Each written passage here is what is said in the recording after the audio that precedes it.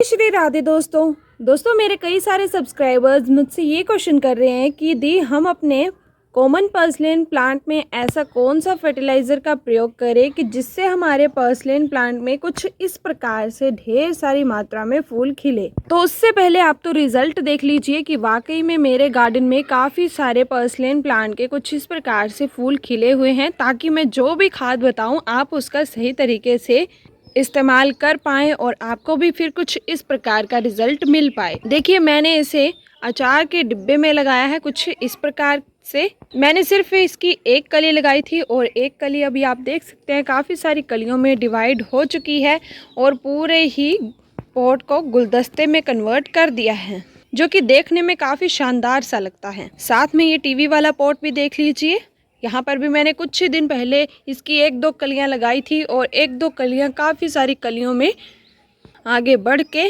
कुछ इस प्रकार के रिजल्ट दे रही हैं। और मैंने आपको ये भी कहा है कि आप पर्सलिन प्लांट को छोटे पॉट में भी लगा सकते हैं। तो देखिए, छोटे पॉट में भी हमारा पर्सलिन प्लांट जो है कुछ इस प्रकार का रिजल्ट दे रहा है। अलग अलग वैरायटी मैंने इसकी लगाई हुई है। ये थोड़ा ऑरेंज कलर में है, तो इसके भी फूल कुछ इस प्रकार से खिले हुए हैं। ये थोड़े छोटे छोटे से हैं, बट ये भी काफ़ी शानदार से लग रहे हैं देखने में। मैंने जितने भी पर्सलिन प्लांट लगाए हैं उनमें सभी के फूल खिले हुए हैं। ये देखिए, ये भी है। ये मैंने डिब्बे का अपर पार्ट है, इसे भी नहीं छोड़ा, तो मैंने इसमें भी प्लांट को लगा दिया है पर्सलिन को। और भी कई सारे प्लांट लगाए हैं साथ में, तो इसमें भी काफ़ी सारे फूल खिले हुए हैं। और ये बड़ी वाली बोतल में भी, अगर बात करें इससे भी छोटी बोतल की, तो इसमें भी पर्सलिन प्लांट के जो फूल हैं कुछ इस तरह से खिल रहे हैं। और साथ में ये बोरी वाला, जूट की बोरी वाले हमारे पॉट, तो इसमें भी फूल खिले हुए हैं। साथ में यहाँ पर जो मैंने टीन रखा है इसमें विंग का फ्लावर लगाया, तो मैंने सोचा बीच वाली जगह को खाली क्यों छोड़ना है, इसलिए पर्सलिन प्लांट को इसकी जगह दी थी और इसने अच्छे से जगह कवर अप भी की है। और साथ में फूल भी कुछ इस प्रकार से खिल रहे हैं। तो अभी हम ये बात कर लेते हैं कि इसमें इतने ज़्यादा फूल ये कैसे खिल रहे हैं। ऐसे में कौन से फर्टिलाइजर का प्रयोग करती हूँ कि इतनी ज़्यादा मात्रा में फूल खिल रहे हैं। तो सबसे पहले आप ये जान लीजिए कि पौधों में फूल लाने के लिए कौन से पौष्टिक तत्व की जरूरत होती है। अगर हम इस चीज को समझ गए तो हमारे पौधों में इसी तरह से ढेर मात्रा में फूल खिलते रहेंगे। वैसे तो पौधे को ग्रो करने के लिए मेन जो पौष्टिक तत्व होते हैं वो पूरे 3 होते हैं। आपने सुना भी होगा NPK, मतलब नाइट्रोजन, फॉस्फोरस और पोटेशियम। नाइट्रोजन कुछ इस प्रकार से पत्तियां लाता है, कलियां लाता है। फॉस्फोरस क्या करता है, कुछ इस प्रकार के फूल लाता है। हाँ जी, फॉस्फोरस का ही ये कार्य होता है पौधों में फूलों को लाना। पोटेशियम क्या करता है, पौधे की जड़ों को मजबूत बनाता है। साथ में ये जो तना देख रहे हैं ना आप, तना ये वाला, इनको भी मजबूत बनाता है। तो जब ये तीनों चीजें हमारे पौधे को मिलेंगी तो हमारा पौधा बिल्कुल हष्ट पुष्ट रहेगा, पत्तियां भी आएंगी, फूल भी आएंगे, मतलब हमारा पौधा जो है पूरी तरह से निरोगी, हेल्दी रहेगा।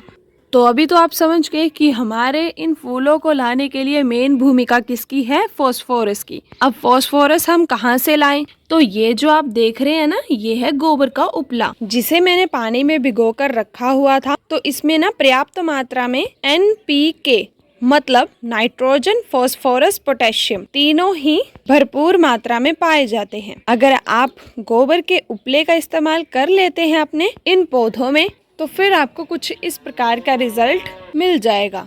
इससे आपके पौधे में भरपूर पत्तियां भी आएंगी, भरपूर मात्रा में फूल भी आएंगे, साथ में जड़, तना सब कुछ मजबूत भी हो जाएगा। बट अभी कई सारे सब्सक्राइबर ये भी कहते हैं कि हमारे पास गोबर नहीं है, तो हम उसकी जगह क्या डालें, कोई और सोल्यूशन बताइए हमें। तो चिंता मत कीजिए, मेरे पास एक और फर्टिलाइजर भी है जो कि हर किसी के घर में, अगर घर में नहीं है तो दुकान में तो आसानी से मिल ही जाता है। स्टिंग नहीं लेनी है आपने, इसके अंदर जो मैंने फर्टिलाइजर डाला है वो लेना है आपने। तो इसे कहा जाता है बटर मिल्क, इंग्लिश में, हिंदी में छाछ कहा जाता है और लस्सी के नाम से भी जाना जाता है इसे।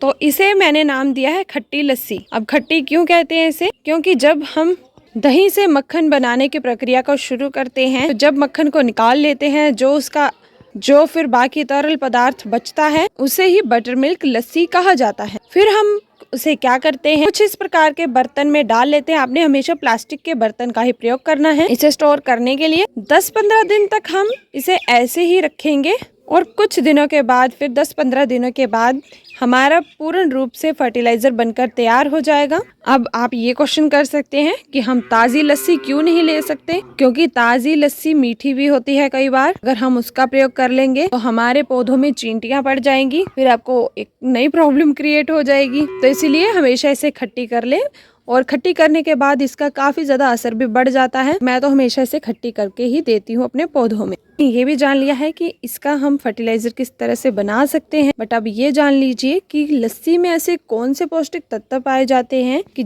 जिससे हम जब इसका प्रयोग करेंगे अपने पौधों में तो आपको कुछ इस प्रकार का रिजल्ट मिलेगा। तो लस्सी में भी ना कई सारे पौष्टिक तत्व पाए जाते हैं। इनमें से हमारा फास्फोरस भी है, पोटेशियम भी है, कैल्शियम भी है, और भी कई सारे हैं। और ये एक बेस्ट फंगिसाइड भी होता है। मतलब अगर आपके पौधे को फंगस लगती है ना, अगर आप इसका प्रयोग करते हैं तो फंगस दूर हो जाएगी। और ये एक बहुत ही बढ़िया ग्रोथ प्रमोटर होता है। मतलब इससे पौधे की ग्रोथ ना यहाँ से यहाँ तक हो सकती है, हो नहीं सकती, होती है। देखिए रिजल्ट आपके सामने है। मेरे हर एक पौधे कुछ इस प्रकार से बहुत ही घने, बहुत ही सुंदर से और अच्छे तरीके से ग्रो करते हैं। ये सब इन्हीं चीज़ों की बदौलत है। तो इसमें भी फास्फोरस भरपूर मात्रा में पाया जाता है। अगर आपके पास गोबर का उपला नहीं है तो कृपया करके इसका प्रयोग कीजिए। आपने क्या करना है, 10-15 दिन के बाद जब ये अच्छे से खट्टी हो जाएगी तो इसे ज़्यादा पानी में मिलाकर थोड़ी मात्रा में डालना है। इतना सा आपने ये लस्सी डालनी है, और बाकी आप पानी ले लीजिए 10 लीटर, उसमें अच्छे से डाल के फिर हर एक पौधे को छिड़काव कर दीजिए। छिड़काव नहीं करना है तो डायरेक्ट पानी जैसे देते आप उस तरह से दे दीजिए पौधों की जड़ों में, और पत्तियों पर भी ज़रूर छिड़काव करें।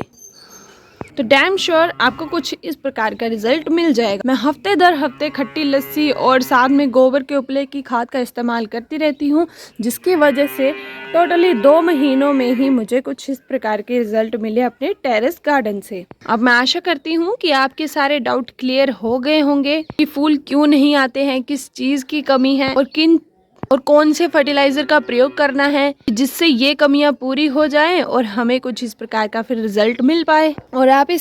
और जो मैंने फर्टिलाइजर बताए हैं ये दोनों, आप इनका प्रयोग सिर्फ इन्हीं पौधों में नहीं, हर एक पौधे में कर सकते हैं। चाहे वो कोई फलों वाला पौधा हो, या फिर कोई सब्जियों वाला पौधा हो, या फिर फूलों वाला पौधा हो। अब जल्दी से बताइए आपको आपकी प्रॉब्लम का सलूशन मिल गया क्या? अगर फिर भी नहीं मिला है तो एक बार कमेंट कर दें, क्योंकि कमेंट सेक्शन बिल्कुल खाली है।